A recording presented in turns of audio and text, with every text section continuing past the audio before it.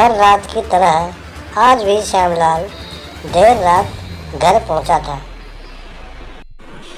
श्यामलाल की शराफत की वजह से कोई भी उनके देर से आने पर परेशान नहीं होता था।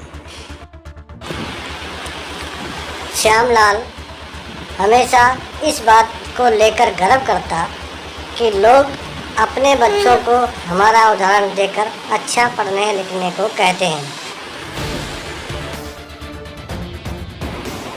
यही सोचते हुए श्यामलाल ने चाबी से घर का दरवाज़ा खोला। हालांकि वह जानता था कि मेरे घर पहुंचने के बाद ही मंजू सोती है। मैं अपने 5 साल के बेटे छोटू को नींद से नहीं जगाना चाहता था। दरवाजे की हल्की सी आवाज़ के साथ ही हमेशा की तरह कमरे से बाहर आई मंजू। तब तक मैं मुंह हाथ धोने बाथरूम की तरफ जा चुका था। मंजू को इस तरह की जीवन शैली से कोई परेशानी नहीं थी।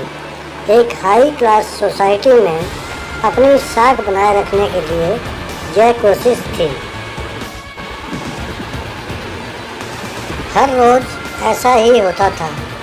सुबह से घर से निकलने के बाद हमारी मुलाकात रात को खाने पर ही होती थी। छोटू सो गया क्या? खाना खाते हुए मैंने मंजू से पूछा। हाँ, काफ़ी देर से आपका इंतज़ार कर रहा था, लेकिन फिर इंतज़ार करते करते ही सो गया, मंजू ने शिकायत भरे लहजे। रात को देरी से सोने की वजह से सुबह देर से उठता था, लेकिन जब तक मैं उठता छोटू स्कूल चला जाता था।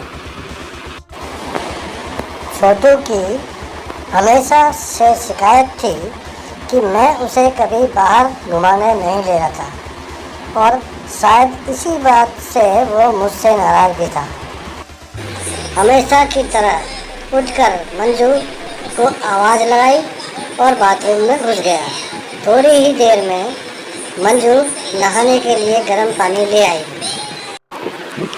खैर, ऑफिस के लिए तैयार होकर जब मैं डाइनिंग टेबल पर आया तो चिंटू मुंह फुलाए बैठा था। क्या बात है बेटे, आज आप स्कूल नहीं गए? मैंने प्यार से छोटू के बालों पर हाथ घुमाते हुए बोला। आज संडे है, छोटू ने गुस्से भरी आवाज़ में कहा। काम की भागदौड़ में मैं यह भी भूल गया था कि आज संडे है।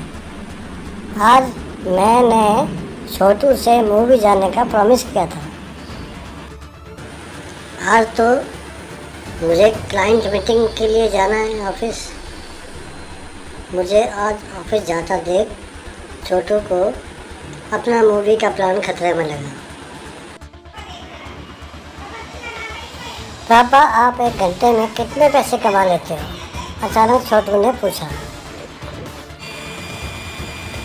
छोटू ने पहले कभी इस रवैये में बात नहीं की थी।